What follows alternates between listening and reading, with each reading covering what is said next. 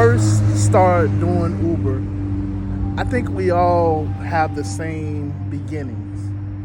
We all want to go above and beyond for our customers, our passengers in the car. Most of us probably thought about putting snacks in the car, putting little bottles of water, just doing little nice stuff for people that get in our car. Most of us, have chargers in the back. We want to give a nice experience. So a lot of us, when we started out, we were thinking about those types of things. I mean, I was. I really was going to go to Costco and just have like a bag of chips and give a bag of chips to everybody, or just have it sitting back there. I know a lot of drivers that have like peppermints and little candy, like little finger food that they could grab. I also know a lot of drivers that keep waters in the back, just for the passengers. A lot of us think about these people, these passengers, and we start off wanting to do all of this amazing stuff. We start off wanting to give and be above and beyond. And then you have a passenger that gets in the car and wants to put their feet all over your seat. I'm sorry, Julio. And then you get a passenger that brings in a dog and the dog craps all over your floor. I'm sorry, Steve. And then you get a passenger that gets in and wants to demand you to do everything in the book illegal. That's my story. I had a passenger today that wanted me to run through red lights. He was like, look, I got $20. I got $20. Man, the way it started, he got in the car. He was like, so I'm late, right? I'm like, okay. I'm not thinking anything of it. He's like, no. You know I'm late, right? I'm like, okay, right. He's like, I would really appreciate it if you did whatever you could do to get me there on time. I'm like, okay. All right, cool, yeah. He's like, look. How about this? I got $20. And he starts doing it like this. I'll give you $20 if you could run through every red light and get me there as soon as possible.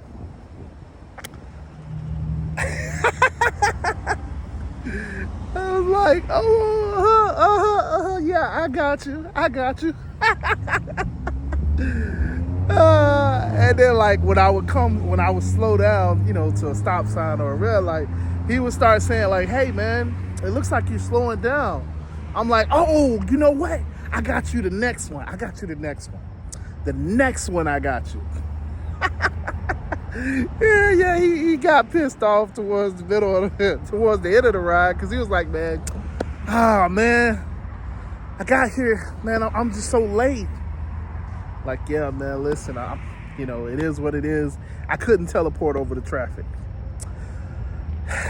Of course, y'all know that he gave me a 1 star because I wasn't willing to run through the lights. Oh, boy. And he didn't tip. He didn't give me the $20. But we all kind of start off wanting to be nice, When I first started, if somebody told me that they were late, I would try my best to actually get them there on time. Like, oh yeah, you're late? Okay, no problem. Because obviously it gave me a reason to try to speed. You know what I'm saying? It gave me a reason, because they gave me the okay. And I'm like, you just don't know who you talking to. I get you there on time, right? But then you get those passengers like him that's just like, oh, I got $20. Go ahead and break the law for me. You know what?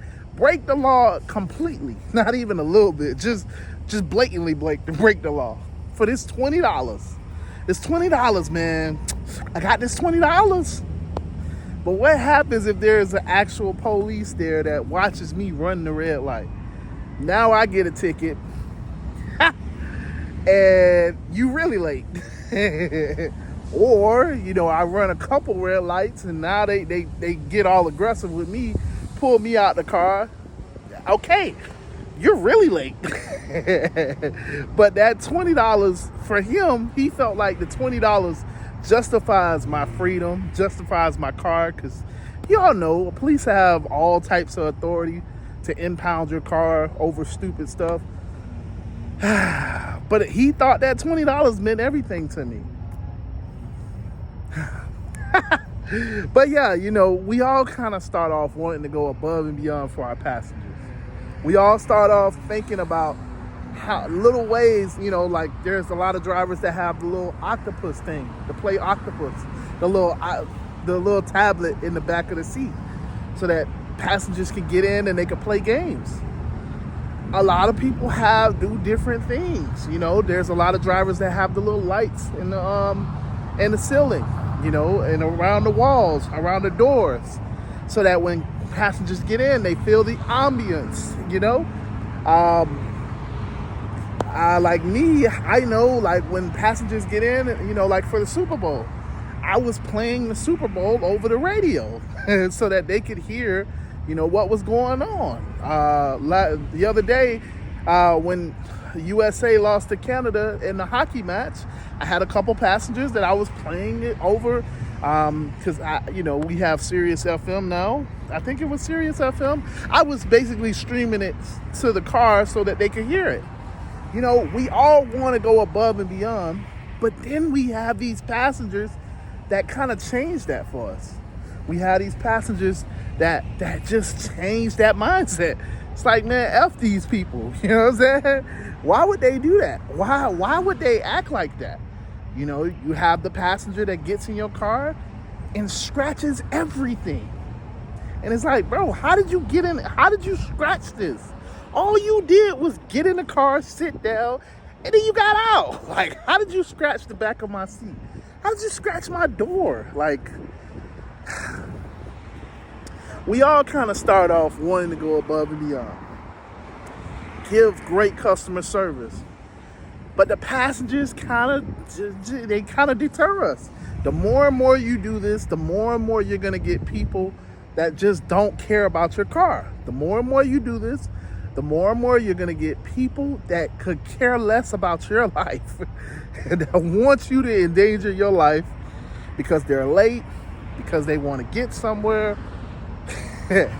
More and more you're gonna get people that you just can't please. Like, I've been reported because the AC people said that my car was hot and I had the AC on 70 degrees. Yes, I'm in South Florida, but I mean, that's fairly cold. Like, how is that hot?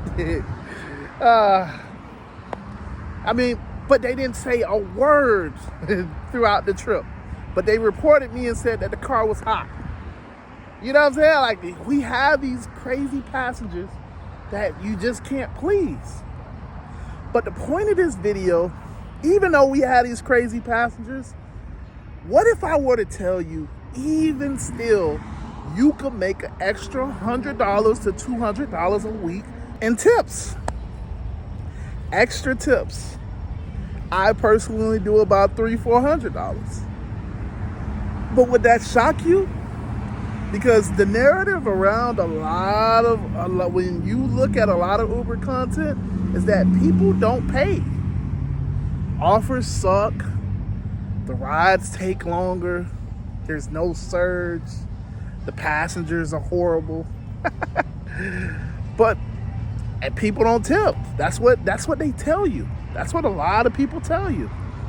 But what if I could tell you, you can get an extra $100 to $200 on top of your regular income in tips? $100 to $200 easily. And this is not just saying on the app. I get a ton of cash. Like, if we being honest, I get a ton of cash, and that's how I get up to 400-500. Because people just give me 20s, people give me 10s. I've gotten 50s a couple times. I almost once a month. I won't say it's that regular. Once every couple months, every 2 months, like I get a 50, but I get a ton of 20s, and I get a ton of 5s, 10s. It's like, people just pull them out and give them to me. And the reason why they're giving them to me is not just because I have this beautiful smile. It's because I'm giving them great customer service. So I started off this video by talking about some of the things that we all think about in terms of like leaving little snacks back there, putting up TVs, playing stuff over the radio, nice music. But what if it was just as simple as giving them a great experience? That's all it is. So I don't do anything special. My car I don't have any fragrances in my car. I honestly hate the fragrances personally. Like, I don't put the little black ice tree. I don't have that in my car. The air freshener is what I'm talking about. I don't put that in my car. I have a car wash membership. I'm not spraying the little spray inside my car. My car smells just clean, just clear. I leave my windows down before the passengers get in the car so that it airs the car out. And when they get in, they just smell the AC. They don't really smell anything. I don't have trinkets in the back because obviously I don't want to have to clean up after people. I did say that I'll play like, for the Super Bowl, I played it over the radio. For the hockey game, I'll play that over the radio if they're talking about it. But I don't really do that too often. I'm not playing the Dolphins game over the radio because even though that's my home team and I'm a diehard Dolphins fan, listen, it's not that great of a game. We got some ways to go.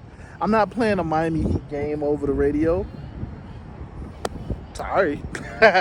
I do it in special circumstances. Because for me, when you get in my car, it's all about the experience. So if you want to talk to me, as you hear a muffler, it's kind of like every video you're going to hear either a muffler or somebody honking. Welcome to South Florida, right? But yeah, you're going to have an experience in the back of my car. Not that I'm doing anything special, but if you want to talk to me, I'm going to have the conversation. If you don't want to talk to me, I got my headphones in. I'm jamming on my own. You can't really hear it. I got the radio on whatever pop radio, and I'll have it turned down low fairly. You can still hear it, but it's not blasting. I don't have the bass up, so it's not like, you getting a massage back there by the beat. But yeah, the biggest thing that I do is I have conversations. I learn about people. I learn where they're coming from, I learn about what they're doing here, and I turn into a tour guide. Oh, did you see this restaurant? Have you tried Houston's? Oh my gosh, Houston's is known for this. You should try it. Oh, do you like Italian? Oh, you should try this place. Oh, you like pizza? You should try Anthony's. Anthony's is so good. Oh my gosh. I turn into a tour guide.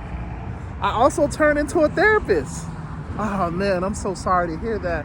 Yeah, he should never left you. Oh my gosh. Or, damn, she's a bitch. Oh my gosh. She would do that to you? Bro. I also play the politics game. Now, I don't give my own personal opinion. I just go with whatever they say. Yeah, Trump. Oh, yeah. Oh, yeah, Trump. Yeah. Right. Or if they talking about Kamala, yeah, Kamala. Oh, yeah. Oh. I mirror what they got going on. Because at the end of the day, I understand that we have crazy passengers. I understand that we got things that we can't control.